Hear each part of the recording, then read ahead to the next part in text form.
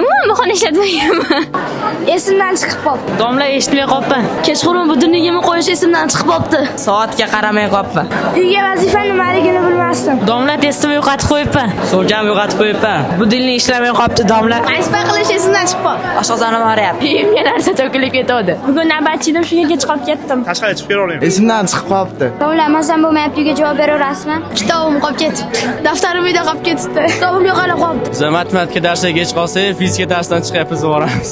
Bolalar bu dunyo qo'ymaganiga uxlab qolibsiz. Uyimdagilar kelibdi. Moshina bo'lmay qoldi, o'shancha kech qoldi. Tushunmadim domla. Domla esimdan chiqib qolibdi. Domla men yo'q edim. Har kech qolib jarimaga tushganimda domla bugun oxirgisi. Orol tog'a shapalodi. Bugun kvartirada navbatchi edim. Bugun vaqtim bo'lmadi. Kvartiramiz uzoqda. Men uydan qatnayman. Boshim og'riyapti shunga. Domla yangi daftar tutdim. Kitob o'qib uxlab qolibman. Vazifamni boshqa daftarga bajardim. Ertaga daftar tutaman. Bugun kitob ololmadim. Domlaga orqaga o'tib kelaman deb suyib kelaman.